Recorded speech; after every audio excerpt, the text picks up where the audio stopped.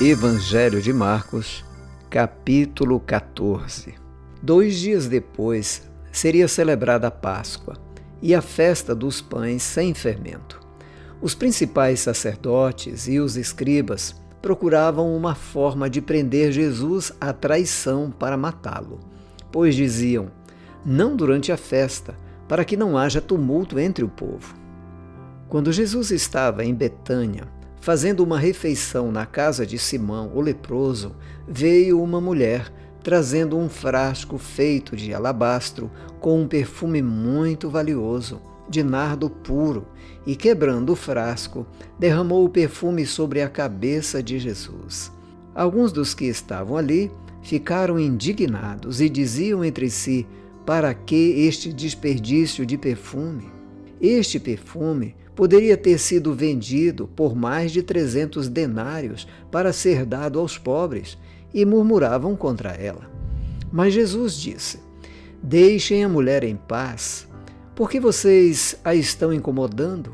Ela praticou uma boa ação para comigo, porque os pobres estarão sempre com vocês, e quando quiserem podem fazer-lhes o bem, mas a mim vocês nem sempre o terão.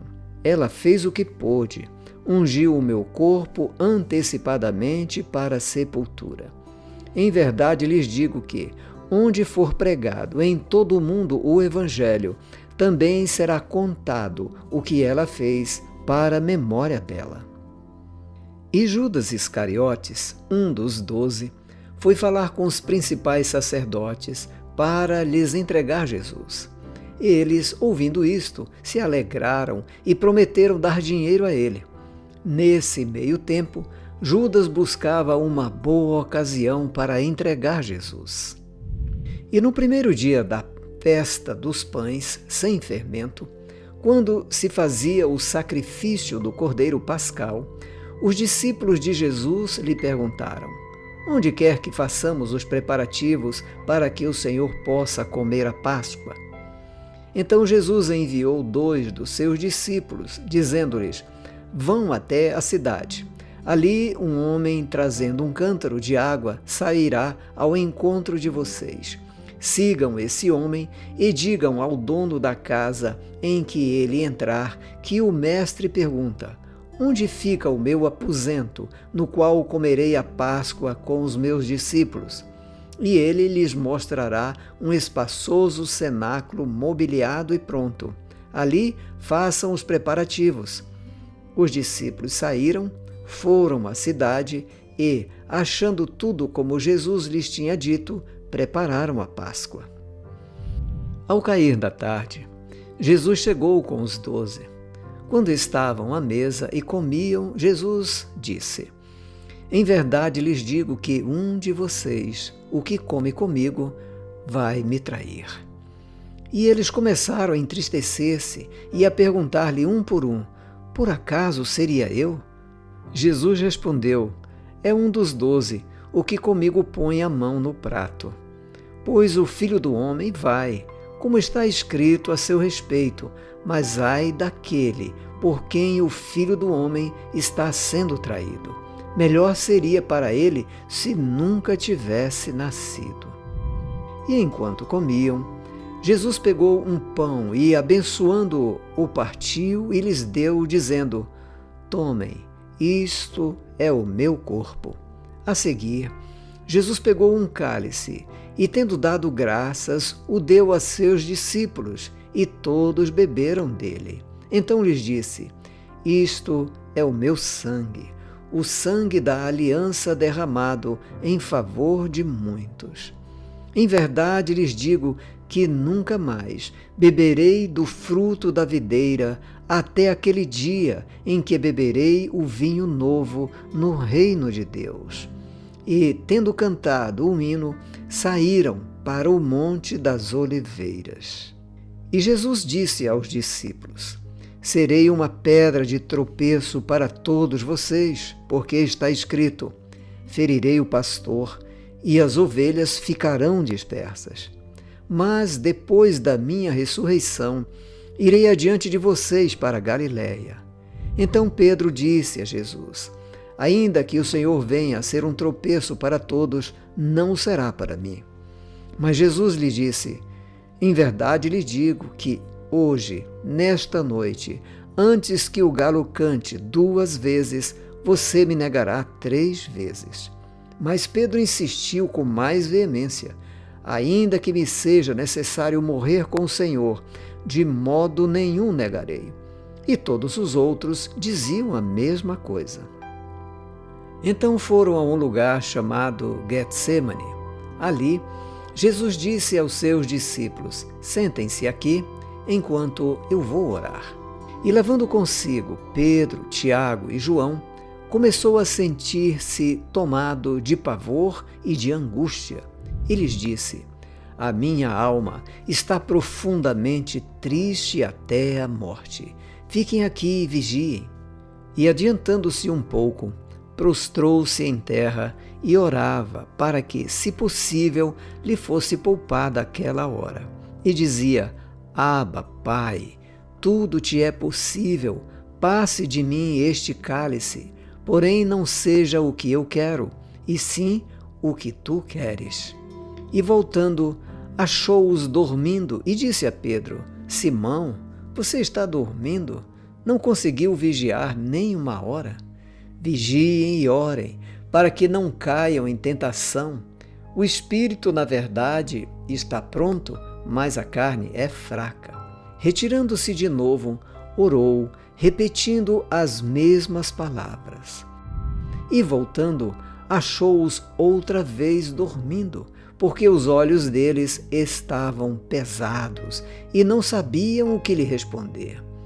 E quando voltou pela 3ª vez, Jesus lhes disse: vocês ainda estão dormindo e descansando?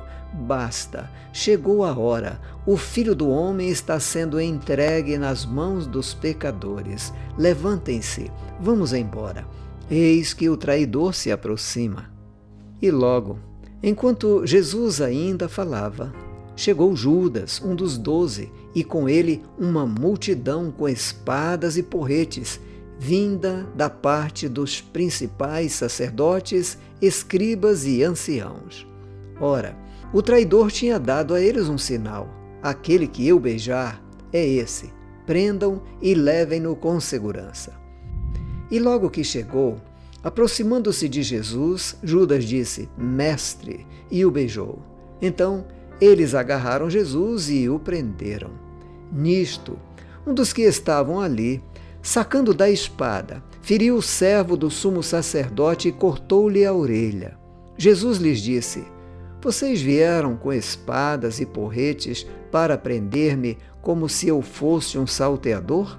Todos os dias eu estava com vocês no templo ensinando e vocês não me prenderam. Mas isto é para que se cumprissem as Escrituras. Então todos o deixaram e fugiram. Um jovem, coberto unicamente com um lençol, seguia Jesus. Eles o agarraram, mas ele largou o lençol e fugiu nu. E levaram Jesus ao sumo sacerdote. E então se reuniram todos os principais sacerdotes, os anciãos e os escribas. Pedro seguiu Jesus de longe, até o interior do pátio do sumo sacerdote, e estava assentado entre os servos, aquentando-se ao fogo. E os principais sacerdotes e todo o sinédrio procuravam algum testemunho contra Jesus para o condenar à morte, mas não achavam nada, pois muitos testemunhavam falsamente contra Jesus, mas os depoimentos não eram coerentes. E levantando-se alguns, testemunhavam falsamente, dizendo: nós o ouvimos declarar: eu destruirei este santuário edificado por mãos humanas e, em 3 dias, construirei outro, não por mãos humanas. Nem assim o testemunho deles era coerente.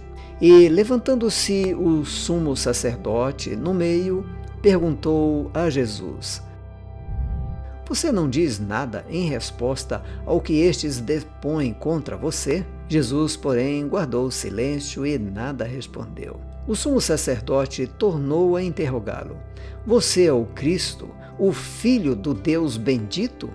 Jesus respondeu: Eu sou. E vocês verão o Filho do Homem sentado à direita do Todo-Poderoso e vindo com as nuvens do céu. O sumo sacerdote, rasgando as suas vestes, disse: Por que ainda precisamos de testemunhas? Vocês ouviram a blasfêmia.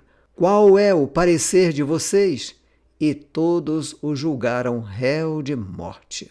Alguns começaram a cuspir nele, a cobrir-lhe o rosto, a bater nele e a dizer-lhe: Profetize! E os guardas davam-lhe bofetadas.